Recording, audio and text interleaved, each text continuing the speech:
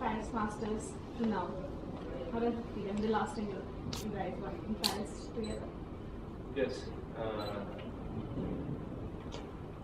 Definitely a long time ago, but we're happy to be back in the winning ways and winning a title. We got back this year, hoping to continue the streak and doing well. We started off well in Sydney, close to Zimmerich and Leicester there in the final, and happy to win this title against them and get a little sweet revenge back. What brought you guys back together? The love for all the Indians and Pakistanis at home. And plus we both looking for both at the end of the year we were looking for partners to play, and luckily for me Aisam was available to play this year, and he was the best and obvious choice for me. What was the key to the match and the victory, would you say? I would say definitely, I think we took our chances. We took it to them basically. We played a very good finals against them in Sydney as well. I thought we were the better team, but they ended up winning, playing really well in the tiebreakers. But we created more chances, but we're not able to avail them. I think today on the big points, especially the no-ad points, I think Rohan returned remarkably well. And he took, I think, if I remember, 80% of the no-ad points we won today. That's a huge key because all four of us play really aggressively, and it's about taking chances, and I think we served really well and very smartly. I think, like you said, we had in our mind that we have to go all out because the last time we lost to them, and this time we just have to go out aggressively. I think we had a very aggressive mindset, and luckily it just paid off. I'm really happy that it ended up getting a win today. Aisam, I'm sure you get asked this quite often. Davis Cup, Pakistan. I mean, how much of a revolution has you playing on the tour helped in getting in youngsters and that sort of feeding into the national team? And how is the whole perception changing back home? Unfortunately, back home the perception is changing, but in the international community is not. And we still have not been able to play any Davis Cup tie for the last 8 years. And it's a very unfortunate thing. Ever since people have started to know me and know tennis, I've not been able to play any international matches at home. And I wanted to say something here also, but I didn't get a chance, but to actually humbly request to international community to start having sports activities in Pakistan as well. We are 180 million people, and it's a big city, big country, and there are a lot of areas that have not been even hit by terrorism or anything. And we can play easily Davis Cup ties or other international sports events, but nobody is willing to give it a shot, and it's very frustrating. And now again, Davis Cup tie, we're supposed to play Philippines at home, but we are going away again to Philippines. So I don't know how you can promote tennis if there are not any international events going on. And it's an unfortunate thing. That's why I love playing here. At least I get to play in front of some Pakistanis. And today the crowd was great. Indians were there, Pakistanis were there, and it just feels like almost like home. So hopefully the international community or the media can exploit a little bit to give Pakistan a chance and host a tie back home as well. Why do you think it happened? It's a mindset, man. They don't want to come and see if conditions are getting better or not. I can understand some parts, next to Afghanistan, but it's a big country. And if I can go and play in Dalat city in Vietnam, which is, people don't even know where it is. You have to fly to Ho Chi Minh, then you have to fly to Dalat city, then you have to take 3 hours bus to play in the city. They can do it in Pakistan also. Fly to Lahore or Karachi and play in Faisalabad from Bhutan or Hyderabad or whatever. But they're not even willing to take that chance, and they say no straight away without even coming and seeing the conditions. So I think that's not fair. And for me, I understand Pakistan is a small country, but you got to give us a chance to try to promote this game in that area as well, where people are really loving and very sports loving, and especially very tennis loving as well. You can see there are so many Pakistanis here today, so hopefully things will change. And if you put it against cricket? No, I can't compare with cricket. Cricket, I understand. They're like it's a religion. It's a religion. You can't. It's more than a sport for me. It's a wrong sport to compare. Any sport. I can't compare myself with cricketers or cricket. That's a different thing. I'm sure being an Indian you understand. So you can't even compare that. Rohan, does this make up for the disappointment of missing out on Football World Cup tickets yesterday? Yeah, definitely. I mean, I would have loved to have both But at least at the FIFA World Cup, I do get a chance again in March to apply online. Okay. So let's try my luck. The first, as they say, I thought I'd have some beginners left, but clearly it didn't help. So let me keep trying and never know. Y'all spoke yesterday about coming close and not really being able to push through in key matches.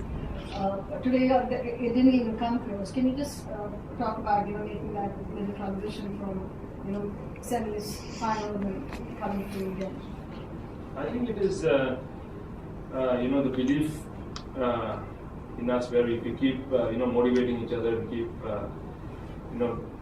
telling each other on court that we're a much better team than what we actually are, and you see the first and second round we were playing a little tentative when we started in the semis, and we started playing more aggressive, and that's the game styles we play, and as long as we keep that up, I think we're a dangerous team out there for anybody. So I think that's what helped us in these two matches here. How would you say you complement each other? I mean, it's a great partnership. How do you complement each other? I mean, it's just aggressive styles. I think when we serve big like this, when you have two guys really serving big, it puts a lot of pressure on the other team returning, and the way we strike the ball also. So I think even though we have a little different styles of play, we both play really aggressive. So I think in a way it does complement each other, and the fact that he keeps motivating, even if I had a bad shot, I miss it, or I keep doing the same thing. It's just working as a team. I mean, we've seen in the past, especially the brands, you see them when their trips are down or they're not, but they're always communicating, talking, and making sure to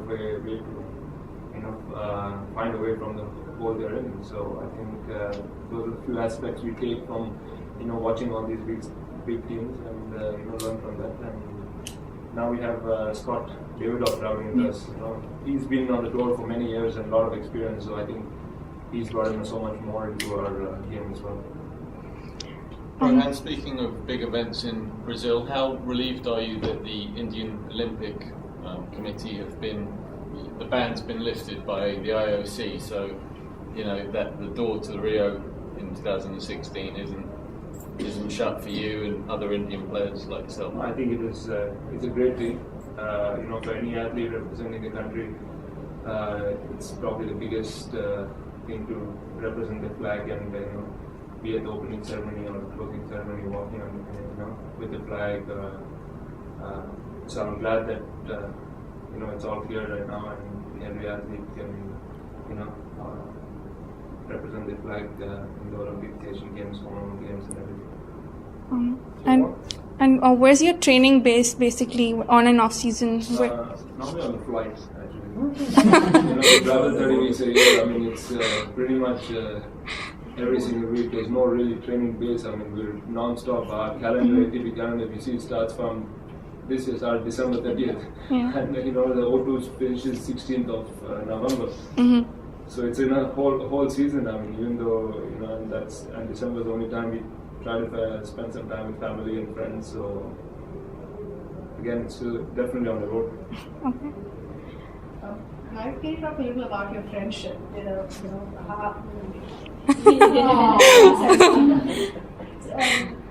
parted ways in November. Sorry to go back to that, but it couldn't have been easy. Going separate ways and then coming back again. But you handled the situation with amazing grace. So can you talk a little about that? Friendship has always been there.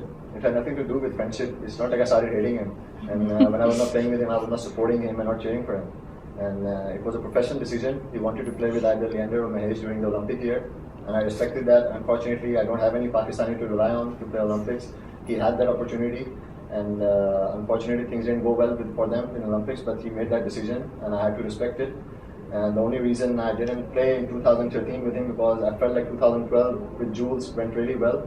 And it would not have been fair to him for me to just stop playing with him.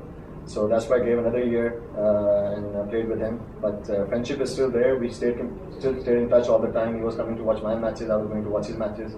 And it's still there. And I think in a way it helped also because I knew how he was growing as a player also on his own. And I think he could realize also that I was working hard and preparing well as well. and that's why we decided to play again with each other. And the transition again has been easy. Obviously, there was a lot of pressure by everybody. They were expecting us to do well straight away, and I thought we were playing really well. We just lost close matches. So, but I guess winning this title obviously is going to help us.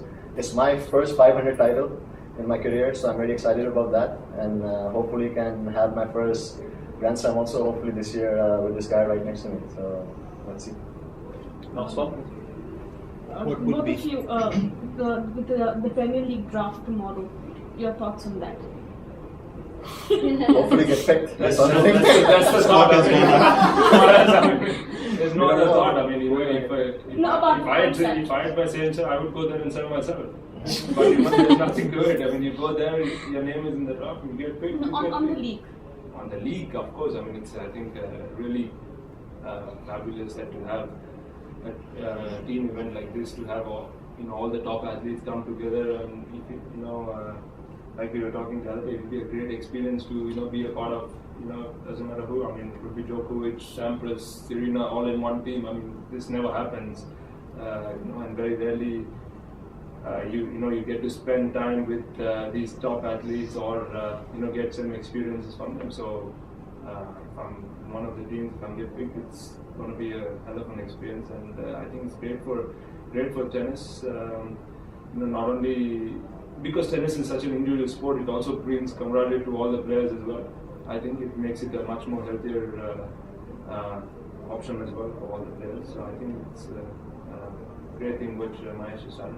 How does that differ? I mean, it's like everybody's like this brand new concept we've never seen before, but we've had world team tennis in the U.S. for years that a lot of players have happen. What makes this more innovative, or is it just better PR? No, for me, it's all global. Team tennis is just in states.